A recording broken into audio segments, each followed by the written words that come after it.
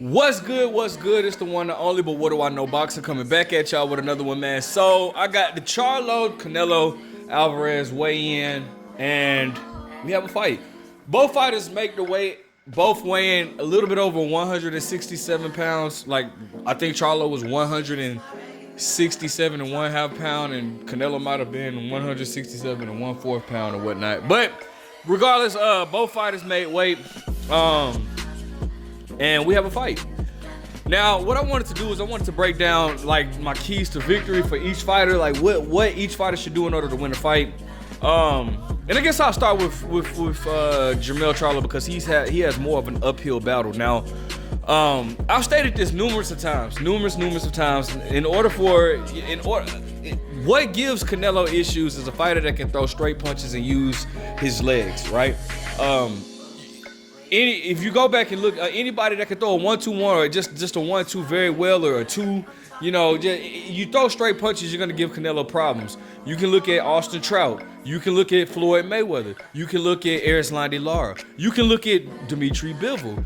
If you throw now Triple G, he had success with Canelo, but Triple G had his own style, which was making Canelo fight even when Canelo doesn't want to. But I'm gonna get to that a little bit later.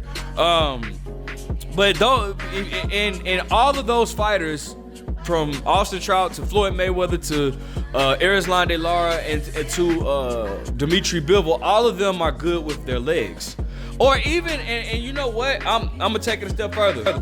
To a degree, I want you to. Actually, this is a prime example of a fighter who wasn't even at 100%, but was able to give Canelo difficulties because all he did was throw the straight 1-2s. 1-2 the whole time, and that was Sergey Kovalev. I don't even like Sergey Kovalev, but Sergey Kovalev was able to give Canelo issues up until Canelo was able to get him out of there or whatnot. So those are ways to, if you're good athletically, you're good with your feet, you have straight punches, that's gonna give Canelo issues. Another thing, so for Charlo needs to focus on throwing the 1-2, throwing the jab, moving off of that jab. He needs to, for one, we all know how Canelo is. Canelo starts off very slow. He'll give you the first round. Canelo don't even care. Like, he'll give you the first round. Because Canelo fights literally the same way every fight since he's been at 168. He'll give you the first round. Just he'll tuck them shoulders in and move that head when he's coming forward, and just and see what you got and just read you. Let you throw your punches, read you. He'll give you that first round. But Canelo fights in spurts. You have to make, if you're Jermell Charlo, you have to make Canelo Alvarez fight when he does not want to fight. And if you guys notice, Canelo, like I said, he'll pace himself a lot.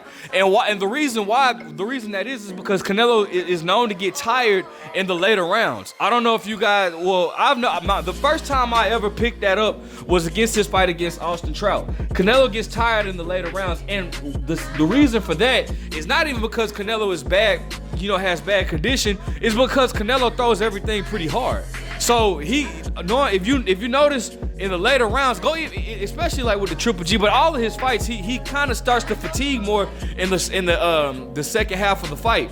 That's when Charlo really needs to pick it up, bro, and start unleashing more combinations off of the 1-2. But you can't stand there too long because Canelo is an excellent counterpuncher.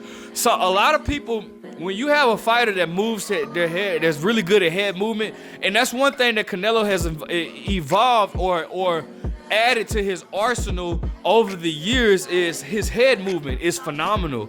So more so even after the Mayweather fight, his head movement is phenomenal. A lot of times when you have somebody that's good at head movement, they're looking to counter you. And that's what Canelo loves to do. He loves to counter with that uppercut. He loves to counter with that hook. And he'll be right there in front of you. So he'll gauge you in. You have to be careful with that, because I want you guys to notice a lot. I say this a lot. Anytime a fighter, when they put their head over their front foot, if their head is leaning further than their front foot, they're easy to hit at all will. Canelo will lean his head in, maybe not as much as far as past his knee, but he'll lean his head in to bait you in, just to bait you in so he can counter with that uppercut or counter with that hook. or even counter with the 2, and he's very good at countering with that too.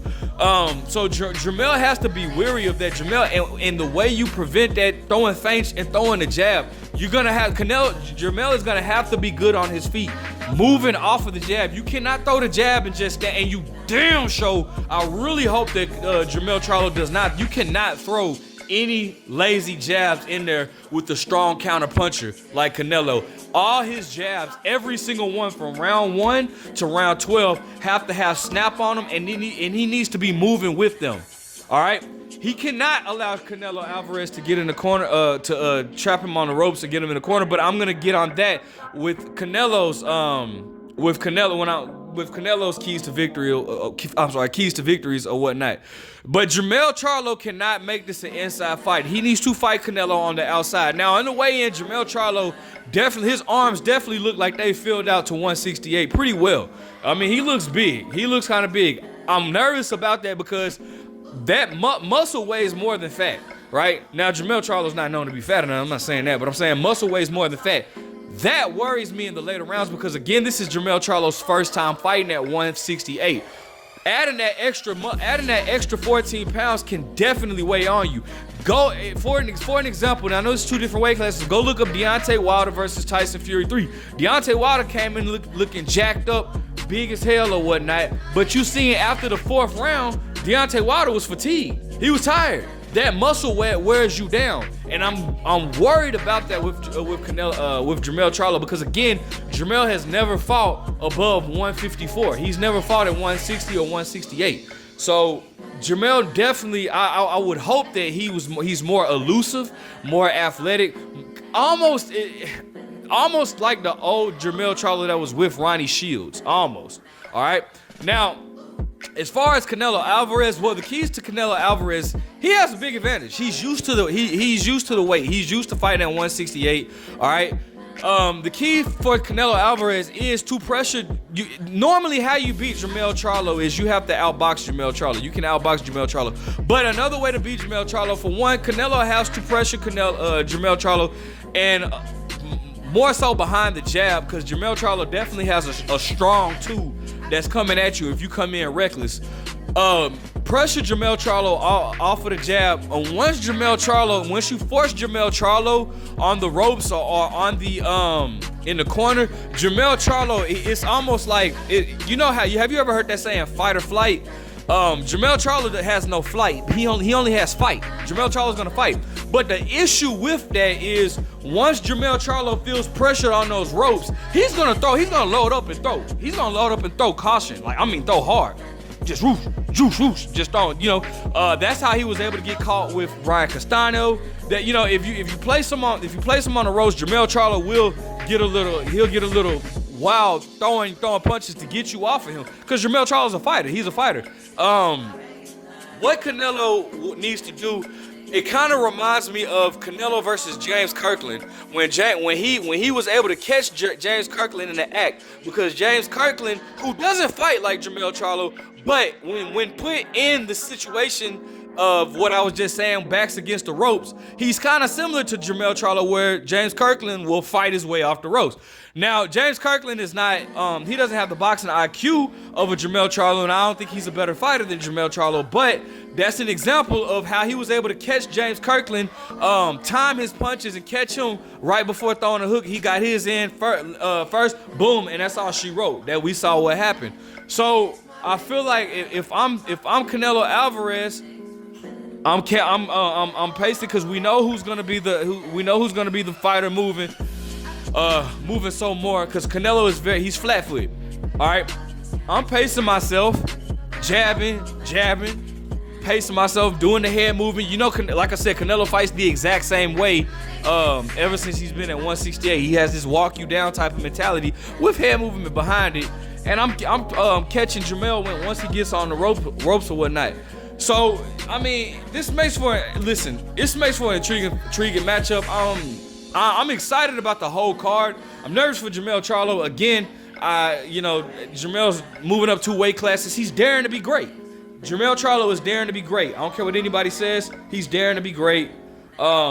So, you know, I'm proud of him. Hopefully, I'm going for Jermell Charlo, but ultimately, I'm picking Canelo Alvarez to win. 11th round stoppage. I just think that you know, this is a whole nother level of, you know, this is a whole nother level for Jermell Charlo or whatnot.